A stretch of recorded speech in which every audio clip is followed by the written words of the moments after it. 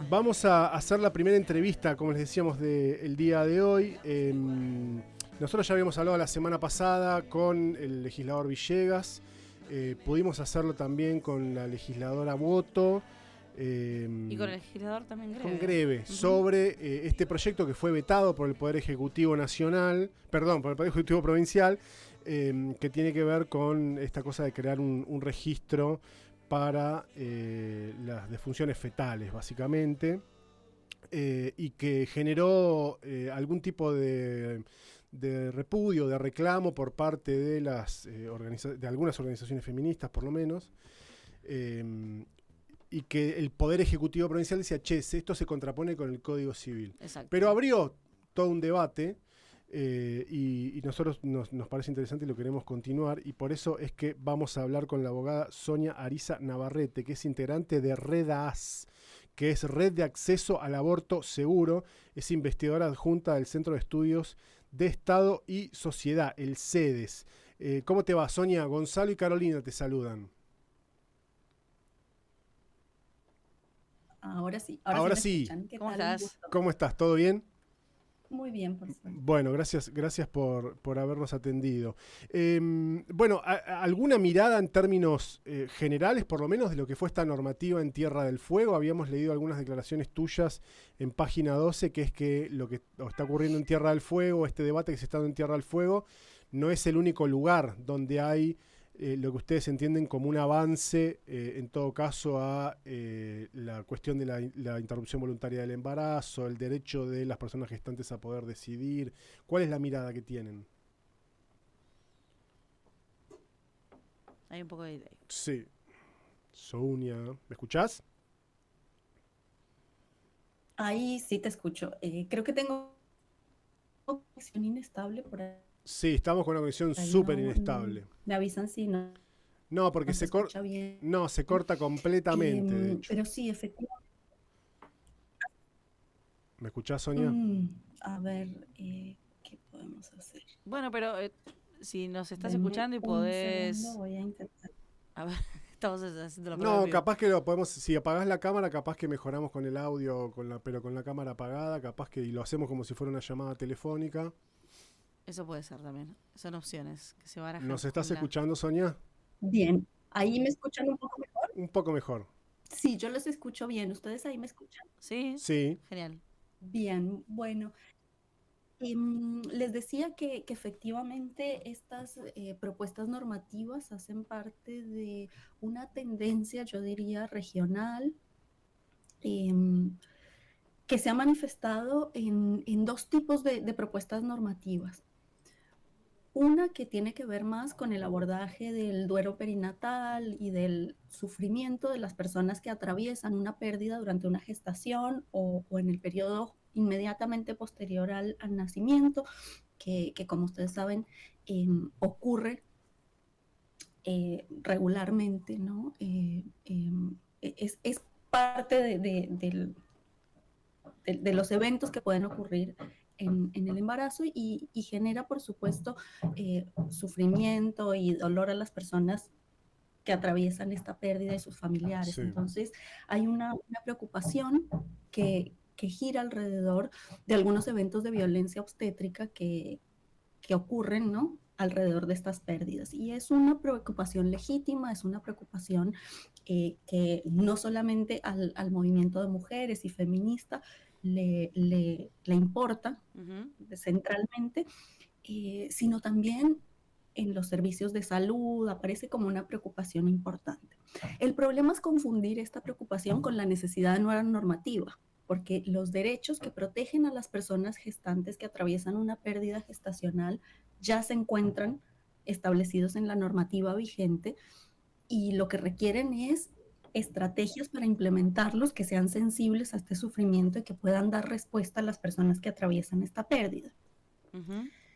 Pero hay otro tipo de proyectos de ley al que me parece que se adscribe el proyecto de ley de Tierra de Fuego y de otros países, que se enfocan ya no en las personas que atraviesan la pérdida, sino en la situación de la muerte fetal, ¿no? ¿Qué hacemos con los restos que aparecen de estas abortos o de Sí, estas muertes que ocurren en el periodo gestacional. sí.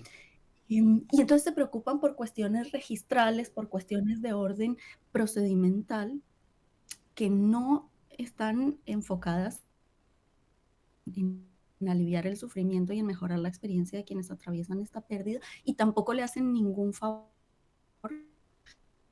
Bueno, se pierde, se nos va. el tema de registro, y tampoco le hacen un favor al sistema de registro sanitario porque no hay una justificación adecuada para estos registros. Me parece importante mencionar que los registros de muerte fetal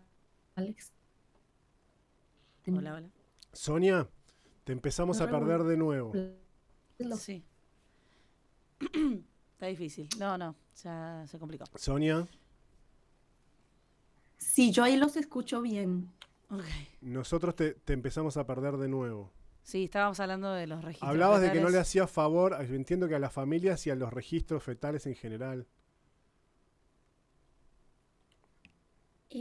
Sí, les decía que los registros civiles, cuando se empieza a registrar todas las muertes fetales, lo que se genera es una distorsión en el registro, porque no están llamados a registrarse todas las muertes fetales, sino aquellas que ocurren a partir de un momento determinado de la gestación en las que hay una razón para hacer ese registro, una razón que en general viene del orden, por ejemplo, de la posibilidad de hacer estudios epidemiológicos para identificar causas evitables de esas muertes cuando se trata de abortos espontáneos o naturales, de la mano de la necesidad de pensar en estrategias para mejorar la calidad de vida de las personas que eh, atraviesan los embarazos y que pueden tomar medidas para evitar esas muertes, ¿no? Ujú. Pero eso no se puede hacer durante toda la gestación por razones técnicas, por razones de avances tecnológicos que permitan encontrar esas causas. Entonces, registrar todas las muertes fetales lo que hace es generar falsas expectativas, por ejemplo, en las personas que atraviesan la pérdida, que van a poder conocer las causas de esas muertes o de que van a poder tener una respuesta acerca de por qué ocurrió cuando eso no es posible. Y distorsionan las estadísticas sanitarias y las estadísticas poblacionales porque estamos registrando situaciones en estadios muy iniciales, por ejemplo, de la gestación. Entonces, tiene problemas desde distintos órdenes. El enfoque que se le da a estas regulaciones en materia registral o en pensar, digamos, en la muerte fetal y no en la experiencia de las personas y en las posibilidades reales de darles respuestas. Ujú. Ahora, Sí. perdón, Sonia, no es posible pensar en que en el proceso de duelo haya una familia o sobre todo en particular la persona gestante que tenga esa necesidad como de registrar el nombre. Claro, seguramente para las personas gestantes, yo estoy segura y hemos trabajado mucho. Existe, por ejemplo, un lineamiento nacional para el abordaje del duelo en donde se contemplan estas situaciones y por supuesto que existe el derecho a que se nombre a la persona gestante de la manera que considera o que se relaciona con esa gestación y que también se nombre al feto, por ejemplo, de la manera que considere esa persona. Pero muchas veces, y esto me parece importante, las personas que atraviesan una pérdida gestacional no necesitan un registro civil que diga eso, necesitan un equipo sensible que se refiera a, al, a esa situación y que le ponga el nombre que ella haya decidido y que la mencione como le hace honor a lo que ella está atravesando en ese momento. Entonces yo creo que vincular el registro formal muchas veces no resuelve la situación. Lo que necesitan las personas es una atención sensible, que Sin los duda. equipos la nombren de la manera que es. Y hay muchas estrategias que han encontrado en los sistemas de salud Como por ejemplo. en el mundo. ¿no? Por ejemplo, la identificación de esas situaciones con algún símbolo particular que haga que todo el equipo sepa que allí ocurrió una pérdida gestacional, que se reconozca el nombre con el que quiso llamar a su hijo o hija esa persona, que se nombre de esa manera, que se genere, por ejemplo, no sé si ustedes han escuchado, una cajita de recuerdos en donde allí puede aparecer algún documento que no tiene que ser formal, pero que sí reconozca esa pérdida, ¿no? La huella con el nombre, etcétera. Pero esas son estrategias sensibles que reconocen la experiencia, pero que no afectan otras cuestiones, porque yo creo que es muy importante tratar de mantener la consistencia en el ordenamiento jurídico y no dar respuestas que van a generar problemas en otros lugares cuando finalmente muchas veces no están respondiendo a la necesidad real o no están siendo sensibles con lo que las personas necesitan en esas situaciones. Claro. ¿Has tenido la oportunidad de leer el proyecto presentado por la Legislatura de Tierra del Fuego, en este caso, en donde justamente una de las cosas que se dice es que no va a estar registrado en el registro civil, sino que es un registro en realidad simbólico, eh, ya que no se puede registrar, digamos, la defunción de esta persona que justamente nace, de este bebé que nace muerto. En este caso, justamente lo que se intentaba hacer es un poco esto que estás planteando vos, así como algo simbólico, en este caso sin ningún tipo de objeto, más que un registro que sea por fuera, en donde se inscriba esto mismo, ¿no? La persona ya le había puesto un nombre a su hijo, a su hija, y en ese caso queda como en ese listado de niños, niñas que no estarían por ahí involucrando esto que decís vos, que desde ya es peligroso, ¿no? Esto de diversificar la estadística. Algo más bien, sí, de alguna forma simbólico, un registro por fuera. Claro, pero esta norma de Tierra del Fuego, si yo la leo bien y de acuerdo a lo que dicen sus propios fundamentos y el veto provincial, está modificando efectivamente la ley orgánica de registro del Estado civil y está generando un registro formal adicional que entonces tiene que conectarse con los otros registros porque no puede ir por un camino separado y, y que no afecte el resto de los registros. Entonces, allí también está modificando la estructura registral de la provincia para generar un registro adicional que genera efectos jurídicos. No estoy diciendo que asigna personalidad jurídica ni nada por el estilo, no es que la existencia de ese registro genere personalidad jurídica en el feto, pero sí genera efectos eh, en la estructura del diseño registral de la provincia y probablemente esto no es necesario. Yo insisto en que la existencia formal de un registro para defunciones fetales de una manera tan amplia, ¿no? Que permite cualquier edad gestacional, que no diferencia entre las distintas circunstancias, que no es necesariamente voluntario, porque además puede ser registrado por una persona adicional, no está enfocado en las necesidades de la persona que atraviesa la pérdida. Y eso es lo más importante en una regulación que trate de lidiar con estas cuestiones, que siempre sea la persona que atraviesa la pérdida gestacional quien pueda conducir ese proceso de atravesar esa pérdida y de su duelo y de sus necesidades. Entonces tiene que ser una regulación sensible a eso eh, y esta normativa en particular no estaba necesariamente enfocada en eso. Piensen que incluso no es una regulación que desde el nombre y desde sus fundamentos busca atender a estas cuestiones y ser sensible a la pérdida, sino abordar cuestiones registrales y cuestiones Ujú. de proceso. Vos decís que está un Entonces, poco más relacionada con la ley esta de Paraguay, la que se sancionó en 2017. si uno se fija en la terminología, en la manera como está enfocada, claramente pertenece a ese grupo de proyectos de ley que están más enfocados en reconocer un estatus Ujú. a, al feto y reconocer procesos vinculados con esos restos fetales que existen en esos casos, que con los procesos de duelo Ujú. y de atención de las personas que atraviesan la pérdida. Bien. Entonces, y también, ¿crees que no se contrapone con nuestro código civil?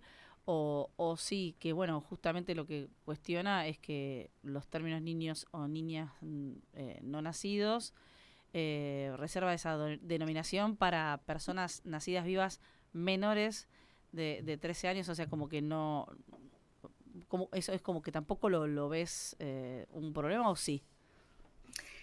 Sí, yo creo que es un problema generar nueva terminología o extender la terminología que ya existe, y, porque genera inconsistencias en la interpretación normativa y tiene efectos simbólicos importantes. Yo creo que eso no hay que dejarlo de lado, porque si bien los efectos simbólicos no se traducen en que haya derechos, en que haya obligaciones frente a estas muertes, sí me parece que es importante,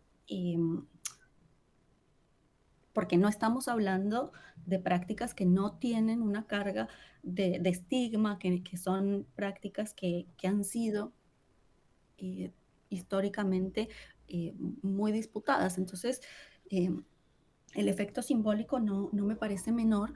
Eh, Creo que los efectos jurídicos no son los de asignarle personalidad jurídica, pero es cierto que crear una categoría nueva Ujú. está desconectada de todo el resto del ordenamiento jurídico que solo aplica para este registro, abre puertas y abre problemas dentro de la regulación que no son menores y que no son necesarios, además porque no están dando respuesta efectivamente a quizá las necesidades de las personas que atraviesan esa pérdida, ¿no? ¿Y conoces, puedes dar algún ejemplo de que haya sucedido en otro lugar esta misma iniciativa y que por ahí haya perjudicado a estas personas que, bueno, atraviesan el duelo? Sí, bueno, en el caso de Paraguay, por ejemplo, Sí. la ley tuvo que ser modificada muchas veces Ajá. porque, claro, genera inconsistencias que en la práctica se van identificando. Perdón. Sí, sí, está bien. Ahí se pone complicada la cosa. Pero, Hablaba de la ley de Paraguay, sancionada en 2017, pero bueno, hasta llegar entiendo que hubo varias charlas y estos mismos debates, sí, ¿no? claro. Y en ese momento se toma en Paraguay una decisión en 2017 parecida a esta, ¿no? Se van a poner nombres, se van a asignar nombres y parecía algo que estaba justamente respondiendo a las necesidades de las personas que atravesaban la pérdida. Ujú. Y con el tiempo apareció muy claramente que muchas personas que atraviesan estas pérdidas no quieren hacer el proceso de registro porque de todas formas es un proceso formal. Eso también hay que verlo, ¿no? ¿Cómo se va a implementar este registro? Porque los registros no es poner en un listadito y ya, ¿no? Hay que completar unos formularios, hay que ir y hacer el registro después de haber recibido el alta, hay que hacer un montón de pasos, ¿no? Administrativos para poder estar en un registro. Muchas personas que atraviesan la pérdida quieren eh, tal vez tener otro tipo de actividades más rituales o de otro tipo y no estar en una oficina burocrática generando registros, no es lo que necesitan. Entonces muchas personas en Paraguay no quisieron registrarse y entonces allí, como también tenía la misma cláusula que esta normativa en donde el médico o alguna persona tercera persona podría también pedir ese registro, entonces quedaba en manos de los médicos y los médicos tenían que hacer, además de todo su trabajo, todo el papeleo para hacer estos registros y para ponerle un nombre que muchas veces no estaba identificado por las familias, entonces le ponían NN y no era un nombre aceptado. Digo, pensemos en todas las cuestiones prácticas que eso genera y ha tenido muchas reformas esta normativa y es realmente un problema más que una solución, por lo menos en Paraguay a partir de la experiencia que han tenido con la implementación. Y yo veo acá muchas de las mismas cuestiones que podrían generar muchos inconvenientes a las familias y más sufrimiento. Entiendo. Sonia, te agradecemos mucho por este contacto, muy amable. Por suerte tuvimos problemas al principio, pero pudimos recuperar y escucharte con mucha claridad. Muchas gracias. Gracias a ustedes, que tengan un muy buen día. Que estés muy bien, hasta luego. Sonia Ariza Navarrete es abogada, investigadora adjunta de SES e integrante de la red de acceso al aborto seguro, bueno, dando su opinión respecto de esta ley conocida acá en Tierra del Fuego como la ley Benicio, ley que no está en funcionamiento porque fue vetada por el Poder Ejecutivo, pero sabemos, porque lo dijo el propio legislador Pablo Villegas, que es el autor del proyecto, que va a pretender insistir con eso, una ley que fue votada por unanimidad. Entonces, uno podría tranquilamente tender a pensar que por lo menos los 2/3 que son necesarios para insistir una ley debería conseguirlos, ¿no? Porque qué sé yo, por algo la votaron por unanimidad. Sí. Pero de todas maneras, la semana pasada, cuando hablamos con los distintos legisladores y legisladoras a los que les pudimos consultar el tema, todos estaban abiertos a si era necesario hacer algún tipo de Modificación. modificación. Sí, tal seguir cual. debatiéndola también, ¿no? Así es, así es.